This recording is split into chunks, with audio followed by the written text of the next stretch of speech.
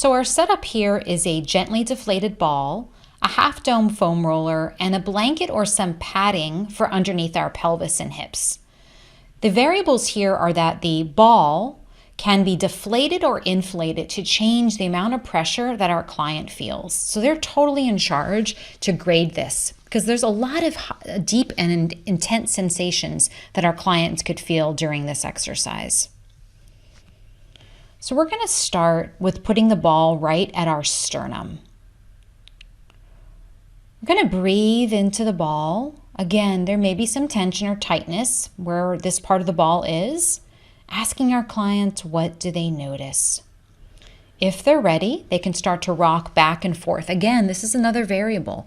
They can increase the amount they're rocking or decrease to a micro movement. Again, just keeping that threshold and that pain, if there is any discomfort, under a 2 or 3 out of 10. We're going to then pause and reflect on the feeling that this had. What did our body feel now that we've removed this ball? This is serving to enhance our interoception and our proprioception of our body and how breath is capable of moving through different parts. We're going to move the ball a little bit lower now, closer to where the rib cage and the belly meet, and we're going to do the exact same thing. First, just pausing without movement and breathing into the ball. This is also serving to strengthen the diaphragm because it's creating that same resistance that our hand did earlier on. Adding that rocking when you're ready, again, stopping to deflate the ball or inflate the ball if you need less or more pressure, and changing the amount of rocking that you're doing to also change the pressure. We're going to remove the ball and pause and reflect. I chose to remove the half dome roller away from my head because I just felt more comfortable. So again, another variable is the type of head support that we use during this exercise. Last, we're going to take the ball and put it right at our belly button. This can often yield the most sensation for our clients. So again, remembering the variables. Here, I'm choosing to keep my body up more to decrease the sensation, and I'm simply resting my head into my hands. I can deflate the ball if I need even less sensation, and I can change the amount that I'm rocking. If a client has had any abdominal surgery, such as a C-section, this is perfect for them, and again, it can yield a lot of sensitivity. Stopping to pause and reflect. Now that we've done all 3 sections of the abdomen and diaphragm, what are we feeling? Can we feel the breath come more easily into these spaces now that we've connected with them?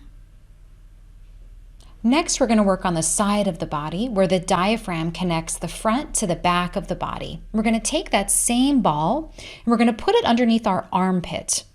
I'm going to use the half dome to support my head.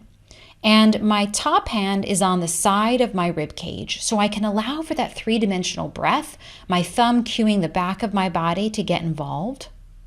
I've just woken up the front of my diaphragm, so it's a beautiful companion here. I'm now going to do the bow and arrow stretch, where I'm just taking my top hand and I'm going forward as I'm rocking and back. Again, decreasing either the ball size or increasing it if you want more sensation, or even changing the amount you rock. I'm now going to move the ball lower down, more towards where my hip area meets my rib cage. Exact same thing, pausing to breathe into the ball. And when I'm ready, I'm going to start the bow and arrow movement. This is where I'm going to be rocking forward and back with that top hand. Allowing the breath to ease into all of these places, never going beyond a 2 or 3 out of 10.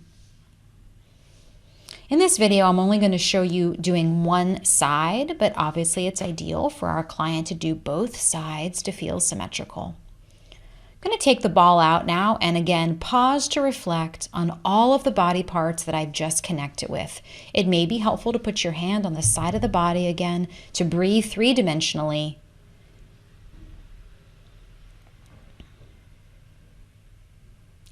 I'm now going to move the props away from me and I'm just going to simply lie on my back. And again, I'm being reflective on how my body may be feeling different. Have I woken up any sensations? Does breath feel easier?